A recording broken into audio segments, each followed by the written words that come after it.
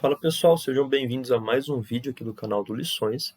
E o vídeo de hoje eu quero conversar com vocês sobre a falácia do espantalho, né? Se você fizer uma pesquisa bem rapidinha, você vai entender basicamente assim, o que se dá, né? O que a gente estaria falando quando a gente fala da falácia do espantalho.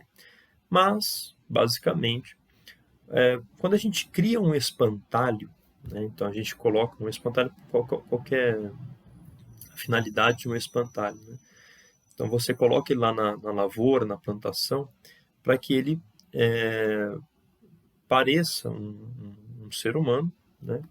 E bichos, né, animais indesejáveis possam aparecer ali e fazer algum tipo de bagunça ali na sua plantação. Basicamente a finalidade é essa. Só que o espantalho, então, ele é como se fosse um ser humano, mas ele não é um ser humano. Ele tem ali o formato humanoide, né? Mas ele não é um ser humano. Então o espantalho ele serve para parecer uma coisa, mas ele não é essa coisa. Tá? Bem, isso é o que mais acontece no nosso país em relação à homeopatia. Cria-se uma homeopatia que não existe, na realidade, que não é homeopatia, e aí então você faz ela parecer a homeopatia real. E principalmente você a utiliza para que ela seja batida, né, para que ela seja criticada. Então você faz um espantalho da homeopatia, você faz um tipo de homeopatia que é utilizada para ser criticada. Então, quando você constrói essa homeopatia, que na verdade não é a homeopatia de fato, você está fazendo um espantalho, está fazendo algo que só parece o que a realidade, mas não é a realidade. Isso é feito tanto, quer dizer, esse trabalho, né, ele é feito tanto propositalmente pelos críticos da homeopatia. Críticos é uma palavra muito, né, vou dizer aí os cientificistas, né, os críticos a gente leva em consideração que poderiam ser pessoas honestas, né, mas grande parte, eles, infelizmente, é muito complicado a gente falar em honestidade quando a gente observa os movimentos, né, e observa o modo como eles, né, não honestidade assim de serem pessoas ruins, não isso, né, até porque a gente não conhece as pessoas particularmente, né, mas a falta que existe nessas pessoas é uma falta de honestidade intelectual. Ou seja, é uma falta de honestidade para com as outras pessoas, uma falta de você ser honesto com a verdade, com tudo que a gente tem, né? Então, é uma questão intelectual. Então, eles fazem em grande parte esse trabalho. Então, quando eles vão falar de homeopatia, eles vão criando um espantalho, vão criando uma homeopatia que não existe, vão ali criando essa coisa que parece homeopatia, mas não é. E esse trabalho também é feito, e muitas vezes de modo até mais prejudicial, pelos próprios homeopatas, o que é muito grave, né? Que é, na verdade, mais grave, porque ganha uma certa autoridade maior. Então, no ponto de vista dos homeopatas, você já pode entender, você já pode perceber que eles fazem isso não propositalmente para atacar a homeopatia, mas por falta de formação, por ideias completamente malucas na cabeça, ideias pré-concebidas, sem estudo prévio, e aí isso vai acontecendo. Então, esse cenário, né, esse espantalho, ele vai se criando com a ajuda dos dois lados, né? E no Brasil o que a gente tem é um grande espantalho, uma grande homeopatia que não existe, né? Então, eu acho que, assim, na verdade, tudo no Brasil, quando a gente para refletir, não é entendido do jeito que deveria ser entendido. Quase todos os temas, a gente vive numa sociedade muito problemática, então a educação muito problemática, né? Então tudo meio que no Brasil é entendido de uma forma errada, do jeito que não é na realidade. Isso acontece na faculdade, em todos os campos, né? Mas na homeopatia isso é tão forte que eu diria que é uma das coisas que é mais assim deturpadas ou mais assim onde a pessoa não entende mesmo o que é. Porque eu vejo umas barbaridades e, como eu disse, infelizmente não apenas por parte dos que atacam a homeopatia, né? Mas isso basicamente é uma coisa que dá muito certo para quem ataca, né? Para quem bate na homeopatia. Por quê? Porque o que é mais prejudicial? É você sempre contar a mentira ou você sempre contar uma meia-verdade? Sempre o mais prejudicial é sempre você contar uma meia-verdade. Por quê? Porque aquilo parece verdade, mas não é. E aquilo resvala, né? Ele toca na verdade, mas logo depois vai para longe. Então é uma coisa que não é totalmente verdadeira. Isso é um grande problema, principalmente na área de saúde, principalmente na área científica, principalmente na área médica e por aí vai. Por quê? Porque principalmente na área da científica? Porque muitas coisas você tem. Porque na verdade, a área científica você tem que estar se atualizando basicamente o tempo todo. Então, uma coisa que você aprendeu ano passado, que você estudou, que você pesquisou ano passado, pode muito bem, sem sombra de dúvida, sem dificuldade nenhuma, mudar quase que totalmente depois de um ano. Não exatamente quase que totalmente, mas em vários aspectos pode mudar, né? Pode ser descoberto coisas que ou validem ou apresentem novos fatos e por aí vai. Então, na área científica, se você, quando você vai falar de um tema, se você não é totalmente honesto, o que é ser totalmente honesto? É você realmente estudar aquilo da forma mais aprofundada possível, né? Se você não faz isso, você sempre vai, muitas vezes, trazer pontos para a discussão que não são coisas válidas, atualizadas. E pior, as pessoas que atacam a homeopatia, sempre quando elas vão contar a história, sempre quando elas vão falar de homeopatia, elas vão, né, isso em muitos casos a gente percebe que não é só o problema da ignorância, da falta do estudo, da falta de pesquisa, né? A gente percebe que existe um mal, né, uma coisa ali por trás que é maléfica, que é o fato de não contar a história do jeito que ela deveria ser contada, né? Então, isso são as meias-verdades, isso é criar o espantalho. Então, eu crio uma coisa ali que mas não é, né? Que chega perto da verdade, mas não é a verdade inteira. Então, quando eles vão contar a história, vão falar da homeopatia, vão dar os seus argumentos e por aí vai, eles falam, mas não falam. Então, eles nunca vão expor exatamente o todo. Então, para a gente exemplificar aqui, por exemplo, é correto eu dizer que o remédio homeopático realmente não tem nenhuma substância quimicamente, farmacologicamente ativa dentro dele, a não ser o solvente a partir da 12CH? Sim, isso é correto eu falar. Entendeu? É totalmente correto eu falar isso. Daí até, né, os primeiros homeopatas já expressavam isso. Já, né, a gente pegar os livros lá dos próprios alunos do Hahnemann, do próprio Hahnemann, várias citações dele, a gente percebe que isso sempre foi uma questão resolvida. A gente sabe que, né? Tá, então aí eu não posso parar aí.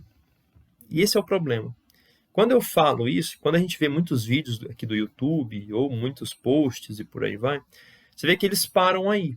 Por quê? Porque fica uma coisa que leva o argumento, né, leva para uma absurdidade, ou seja, eu faço um argumento que leva a uma conclusão absurda, ou seja, pô, peraí, eu vou tomar um remédio que não tem nada dentro, a não ser água e álcool? Vou tomar um remédio que a única coisa que tem ali nele é açúcar? Pô, então como que isso vai resolver o meu problema? Então esse é uma das maiores, né, criaram um espantalho, criaram um modelo, uma homeopatia que não é a real, mas que se parece com a real, e aí a gente tem um grande problema, porque isso não é totalmente mentira, mas também não é totalmente verdade. Ou seja, ele omitiu uma série de informações. Ele omitiu uma infinidade de informações. Até hoje, dos vídeos que eu já vi, eu vi um cara que uma vez ele falou isso, mas aí ele falou, olha, mas na visão dos homeopatas, eles dizem que o que pode acontecer é isso e tal. E também não estava incorreto, não estava correto, porque ele foi e falou somente da teoria da memória da água, que é uma teoria que, na verdade, ela já caiu por terra, ela não faz sentido, tá? Atualmente. É uma teoria lá da década de 90, se eu não me engano, e é uma coisa que os pesquisadores atuais já deixaram meio que de lado, tá? Só que isso você tem que estudar, você tem que pesquisar, você tem que conhecer a fundo as coisas. Se você não conhece a fundo, você vai e coloca uma coisa tipo essa. Eles falam, mas a memória d'água, só que a memória d'água não faz sentido. Então, mas a gente já passou por isso, né? A gente está em outro nível, já não é mais isso que a gente fala. Claro. E aí entra os homeopatas mal formados para sustentar que não é a memória d'água. Então vocês veem como que aqui no Brasil a situação é dificílima. Aqui a coisa é tão complicada que parece que tem que haver um milagre para salvar esse cenário, porque é muito difícil, né? Então, isso aqui que eu estou falando, de que a memória d'água não é mais uma coisa assim tão aceitável pelos pesquisadores atuais, pelas pesquisas recentes lá de homeopatia em relação à água, em relação ao solvente homeopático, pouquíssimos homeopatas sabem. Pouquíssimos homeopatas sabem, ou se já ouviram falar, não entenderam. Entendeu? Então a situação é muito feia, né? Então esse é um exemplo. Esse é um exemplo. Então, as pessoas que atacam a homeopatia, elas sempre usam esse tipo de procedimento, né?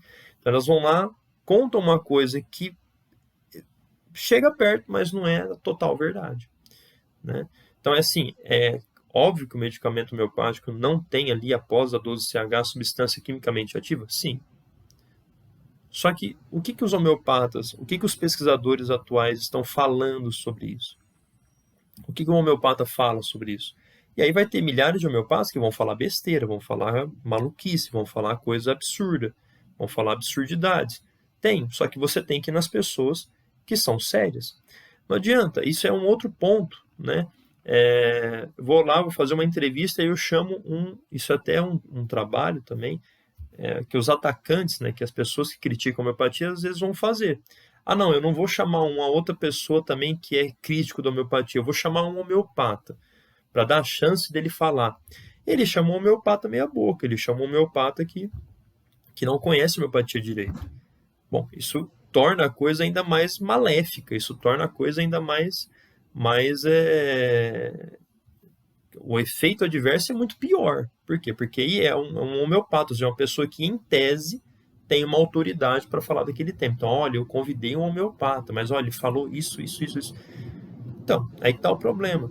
Isso é um outro tipo de espantalho. Ou seja, eu trago um homeopata que parece que entende de homeopatia, mas não entende.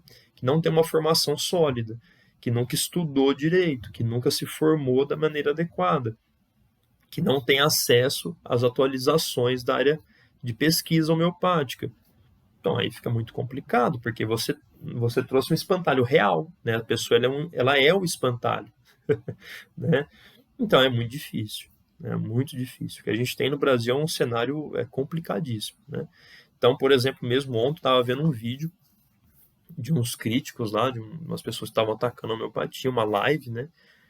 E tipo assim, o cara chamou um convidado lá pro podcast.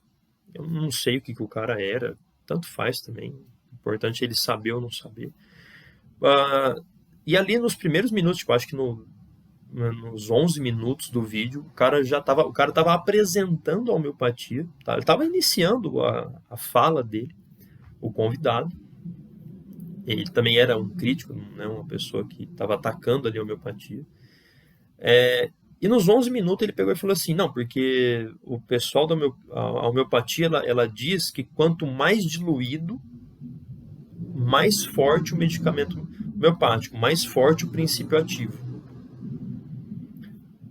Isso é uma falácia, assim, isso não existe, isso é uma coisa que não é, ninguém fala isso. Ninguém fala isso. Se a gente pegar, por exemplo, um livro formativo ali do Dr. Denis Demarque, né, Homeopatia, Medicina de Base Experimental, que é um livro ali onde ele tenta realmente formar um aspecto geral da doutrina homeopática, isso não existe, assim, essa fala, isso, nada, não tem nada disso. É no próprio Hahnemann, sabe? Não tem nenhum autor homeopata, nem nada. Então, o que aconteceu? Ele escutou isso de algum homeopata. Ou ele viu isso escrito em algum post de algum homeopata. Tá, não é, porque, vamos ser sinceros, aqui eu tenho uma farmácia. Se fosse isso, fosse quanto mais eu diluo, quanto mais eu faço ali o processo de diluição, de dinamização, o remédio ficasse mais forte, por que a gente usa tantas potências baixas? As potências baixas, principalmente no Brasil, elas são as mais utilizadas. Por que, então? Sabe? Então, são coisas bizonhas, assim, sabe? Que não faz o menor sentido. E eu até comentei no vídeo, eu falei, poxa, o cara que é convidado para falar da homeopatia, ele vai apresentar a homeopatia, ele não sabe nem apresentar, assim, as coisas mais básicas, entendeu? Ou seja, ele está criando um espantalho. Ele está criando ali um ser, uma coisa que parece homeopatia, mas não é. Tá certo, pessoal? Então é isso. Por esse vídeo é isso, tá bom? Muito obrigado aí a todos que assistiram. Até o próximo vídeo. Fiquem com Deus. Tchau, tchau. Deixa aí seu like, compartilha o vídeo, beleza? Deixa aí um comentário, beleza? Até mais, pessoal. Fiquem com Deus. Tchau, tchau.